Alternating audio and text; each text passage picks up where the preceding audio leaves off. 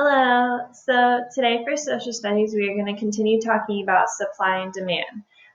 Last week, you did a vocabulary all about supply and demand. We did the PowerPoint explaining what supply and demand is. So we're just going to review a couple of those terms and then talk about it even more. So remember that a consumer is the person who buys something. So you are a consumer when you are buying something.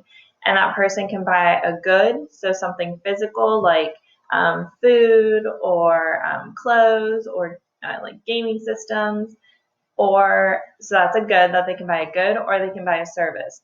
A service, getting your hair cut, getting your car washed, something that is done for you that's not exactly physical, not something that you can really hold.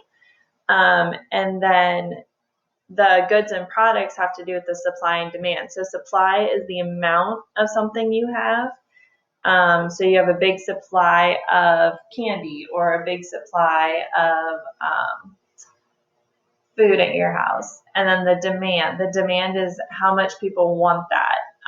So right now you might have a big supply of food at your house, and the demand, if you have a hungry brother or sister, might be high because they might want that food.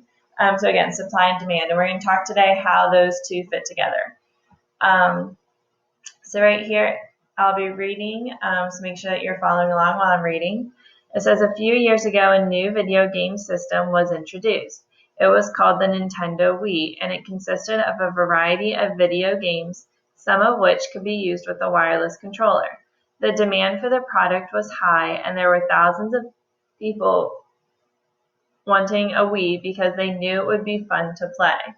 There were only a certain number of Wiis produced by Nintendo and given to stores across the country. Hundreds of people were unable to find a Wii because stores had sold out of the product. For a couple of months, the demand for the Wii was greater than the supply. So this actually came out when I was in middle school, high school, and people wanted it. I know I had a friend who she had to wait for a while, but she ended up getting it, and she was one of the few people.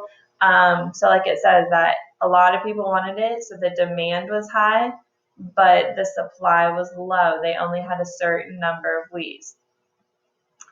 So one, it says, have you ever really wanted a toy or a popular product only to go to the store and find it sold out?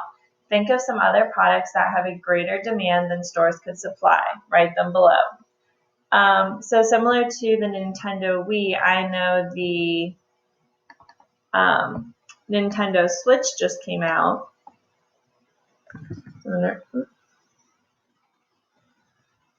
Let's see if I can do this.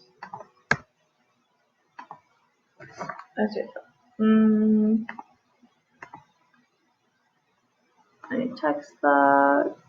Okay. So Nintendo Switch just came out, and I've heard people are having trouble finding that. So very similar gaming consoles, they only do a certain amount. That way it's fancier, and so people try and look for it more. So we have our Nintendo Switch.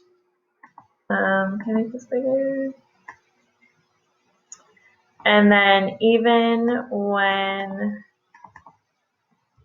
our iPhones come out, I know there's a new one coming out next week, or I think there's one that came out last week,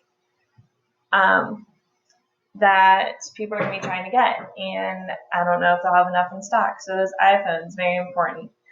And then let's think about what's going on today in our world. With the coronavirus and everything, we do have a higher demand for some products than we normally would. So think about when you go to the grocery store. Toilet paper. A lot of people are having trouble finding toilet paper, Purell, dark whites, all the cleaning products, masks, even some bread. People are stocking up on bread and meat. All right, so this is actually a really good time that we're talking about supply and demand, because we're seeing it right now. Let me fix Purell. We see that the demand is high for some of these products and the supply is low. And this last part says, what do you think happens to the price of product when the demand for the product is greater than the supply of the product? So if the demand is greater, so a lot of people want it, but there's not a lot to have, not a lot to have. Well, think about the price of those Nintendo Switches and iPhones. They're pretty pricey when they first come out because they know that people will pay a high price because there's not that many to get. So if the demand is greater than the supply, the price will be high. Yeah, that kind of rhymes. If the demand is greater than the supply, the price will be high. Well, there we go. Now you might be asking yourself, well, you just said the demand is high for toilet paper and wipes and Purell and bread, but those prices aren't any higher.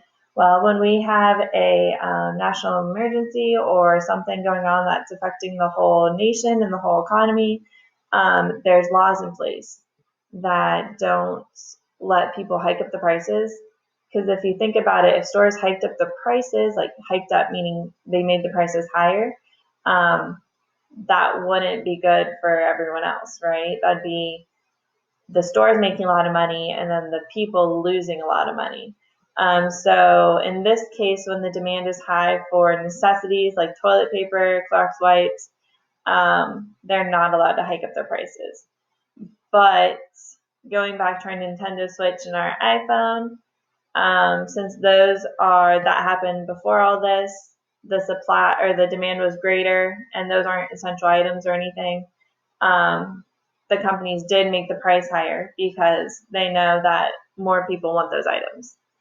So all about supply and demand. If the demand is high and there's a low supply, the price will be higher. And again, we'll talk about how these two things go back and forth the rest of this week.